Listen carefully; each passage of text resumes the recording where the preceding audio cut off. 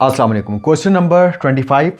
अब तीन टर्म्स फिर से आ गई हमारे पास और आप जानते हैं तीन टर्म्स की फैक्टराइजेशन करने के लिए सबसे पहला स्टेप, कुछ कॉमन तो नहीं आ रहा, तो आप देख सकते हैं तीनों टर्म्स में कुछ कॉमन नहीं। नेक्स्ट स्टेप ये होता है कि हम फर्स्ट और लास्ट टर्म को देखते हैं कि ये परफेक्ट स्क्वायर हैं या नहीं। तो आप देख सकते हैं बिल्कुल ये परफेक्ट स्क्वायर है, तो फ़ौरन से हम फिर ये डिसाइड करते हैं कि इसको A square plus 2ab plus B square के फॉर्मूले से होना चाहिए।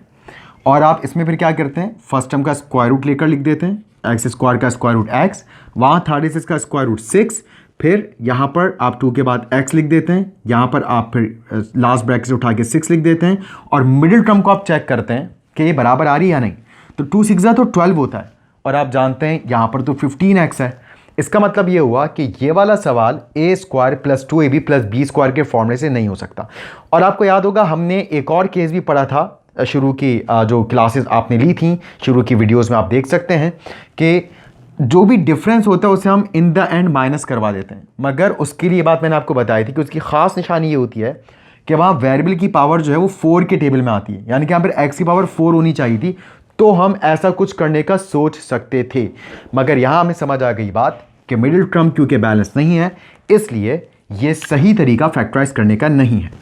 अब जब तीन टर्म्स का सवाल आपके सामने हो, तीनों में कुछ कॉमन भी ना आ रहा हो और फर्स्ट टर्म और लास्ट टर्म परफेक्ट स्क्वायर होने के बावजूद ये a प्लस बी के होल स्क्वायर के फॉर्मूले से ना हो पाए, तो फिर अब हमारे पास एक ही रास्ता बनता है जिसको बहुत तफसील से हमने अभी पिछली क्लास में डिस्कस किया, मिडिल टर्म ब्रेक मेथड।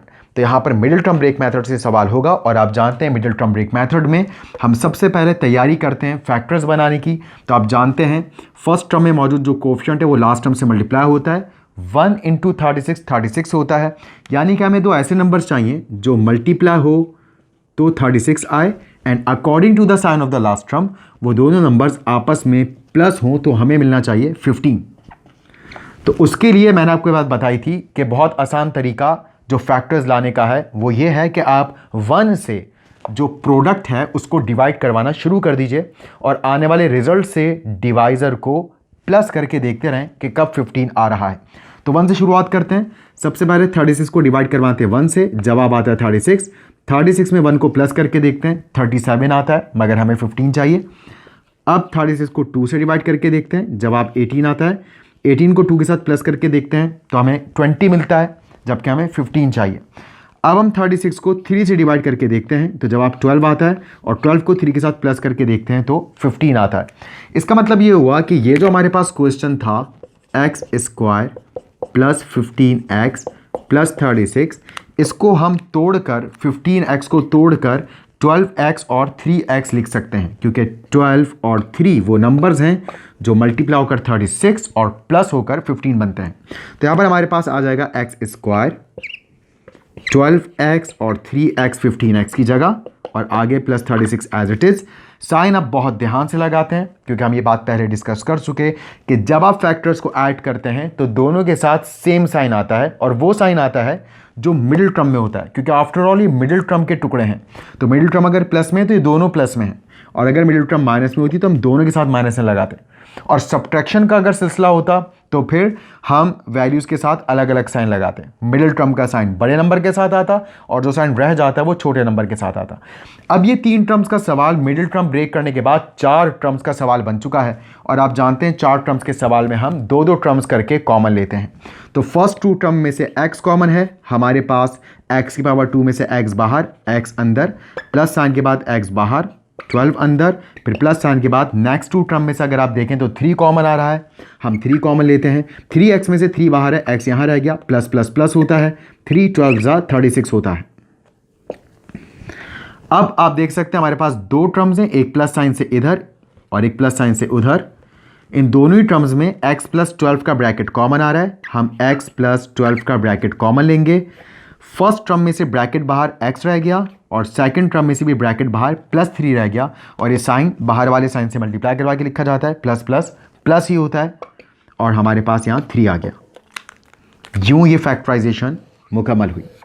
बिल्कुल वैसे यहाँ पर आ जाइए 26 में तीन टर्म्स का सवाल, क्या तीनों में कुछ कॉमन आ रहा है? बिल्कुल भी कुछ कॉमन नहीं आ रहा तीनों में। क्या फर्स्ट टर्म और लास्ट टर्म परफेक्ट स्क्वायर है? बिल्कुल है, मगर यहाँ साइन सेम नहीं है। क्योंकि याद रखिएगा, परफेक्ट स्क्वायर होने के साथ साथ अगर आप A square plus 2ab plus B square या A square minus 2ab plus B square का फॉर्म लगाना चाहते हैं तो याद रखिएगा फर्स्ट टर्म और लास्ट टर्म का साइन सेम होना चाहिए। अगर साइन सेम नहीं है तो बावजूद इसके कि टर्म्स परफेक्ट स्क्वायर हों, हम वहां मिडिल टर्म ब्रेक मेथड से ही सवाल करते हैं। तो मिडिल टर्म ब्रेक मेथड का फर्स्ट स्टेप, हमें यहां पर जो फर्स्ट टर्म में मौजूद कोएफिशिएंट है 1 को कांस्टेंट से मल्टीप्लाई करना है। 1 को जब आप 100 से मल्टीप्लाई करते हैं तो हमें पता चलता है वो 100 होता है। और अब हमें दो ऐसे नंबर्स चाहिए जो मल्टीप्लाई हो तो 100 आए और एक नंबर में से जब दूसरा नंबर माइनस हो तो 15 आए। तो यहां पर हम इसके लिए 100 को 1 से डिवाइड करना शुरू करते हैं। 100 डिवाइड बाय 1 आप जानते हैं 100 होता है। 100 में से 1 माइनस करें तो 99 आता है। 100 डिवाइड बाय 2 50 होता है। 50 में से 2 को माइनस करें तो 48 आता है। 100 3 से डिवाइड हो नहीं सकता, पॉइंट में जवाब आता है। अब 100 को 4 से डिवाइड करके देखते हैं तो 100 डिवाइड बाय 4 25 होता है। 25 माइनस 4 21 होता है। अभी भी हमारे मतलब का जवाब नहीं आया क्योंकि हमें माइनस करके 15 चाहिए। 100 को अब डिवाइड करवा के देखते हैं 5 से तो हमारे पास 20 आता है और 20 में से अगर हम 5 को माइनस करें तो 15 आता है। यानी कि 20 और 5 वो दो नंबर्स हैं जो मल्टीप्लाई हो तो 100 और माइनस हो तो 15 लाता है। तो यहाँ पर हम 15x को इन दो टुकड़ों में तोड़ देंगे, यानी कि 20x और 5x और आगे -100 एज इट इज। और इस बार क्योंकि हम सब्ट्रैक्ट करके 15 ला रहे हैं, इसका मतलब है 15 के जो टुकड़े हैं उनके साथ हमें अलग अलग साइन लगाना है। तो मिडिल टर्म का साइन मिलेगा बड़े हिस्से को। बड़ा हिस्सा है 20, तो 15 के साथ प्लस है, 20 के साथ प्लस आ गया और 5 के साथ माइनस आ गया। अब हम यहां पर दो दो टर्म्स करके कॉमन लेंगे। तो यहां पर फर्स्ट टू टर्म में से आप देख सकते हैं x कॉमन आ रहा है। x की पावर 2 में से x की पावर 1 बाहर, x अंदर, प्लस साइन के बाद 20x में से x बाहर, 20 अंदर, और माइनस साइन के बाद यहाँ पर आप देख सकते हैं 5 और 100 दोनों 5 के टेबल में आता है। यहाँ पर हम 5 कॉमन लेंगे। 5x में से 5 बाहर, x अंदर, ये वाला साइन बाहर वाले साइन से मल्टीप्लाई होकर लिखा जाएगा, माइनस माइनस प्लस, और 5 20 100 होता है। अब आप देख सकते हैं माइनस साइन के इधर एक टर्म है, माइनस साइन के उधर एक टर्म है। इन दोनों ही टर्म्स में x प्लस 20 का ब्रैकेट कॉमन है, तो हम यहाँ पर x प्लस 20 का ब्रैकेट कॉमन लेंगे। फर्स्ट टर्म में से ब्रैकेट बाहर होने के बाद रह जाता है सिर्फ x, और सेकंड टर्म में से ब्रैकेट होने के बाद रह जाता है सिर्फ -5। यूं यहां पर इस सवाल की फैक्टराइजेशन मुकम्मल हुई। बिल्कुल वैसी 27 अगर आप देखें तो यहां पर तीनों टर्म्स में कुछ कॉमन नहीं है। आगे बढ़ते हैं। क्या फर्स्ट और थर्ड टर्म परफेक्ट स्क्वायर है? बिल्कुल भी नहीं है। फर्स्ट टर्म तो है मगर 15 परफेक्ट स्क्वायर नहीं है, क्योंकि 15 का अगर आप स्क्वायर रूट लें तो वो पॉइंट में आता है। और वैसे भी अगर ये परफेक्ट स्क्वायर होता भी तो क्योंकि माइनस में है, इसलिए अब हमारे पास सिवाय इसको मिडिल टर्म ब्रेक मेथड से करने के और कोई रास्ता नहीं। तो मिडिल टर्म ब्रेक मेथड के लिए हमेशा की तरह फर्स्ट टर्म में मौजूद कोएफिशिएंट को 15 से मल्टीप्लाई करवाते हैं। 1 15 होता है। हमें दो ऐसे नंबर चाहिए जो मल्टीप्लाई हो तो 15 आए, and according to the sign of the last term एक नंबर में से दूसरा नंबर माइनस हो तो मिडिल टर्म का कोएफिशिएंट यानी कि 2 आना चाहिए। तो इसके लिए 15 को बारी बारी हम 1 से डिवाइड करना शुरू करते हैं। तो 15 को जब आप 1 से डिवाइड करें तो 15 आता है। 15 में से अगर हम 1 को माइनस करें तो 14 आता है। 15 2 से डिवाइड हो नहीं सकता, पॉइंट में जवाब आता है। मजीद आगे बढ़ते हैं।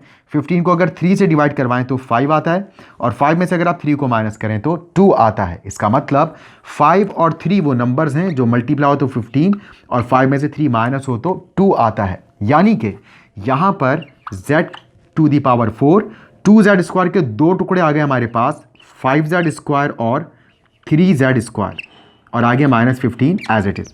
और क्योंकि यहाँ पर हम सब्ट्रैक्ट कर रहे हैं इसलिए दोनों ही टुकड़ों के साथ, दोनों ही फैक्टर्स के साथ अलग अलग साइन आएगा।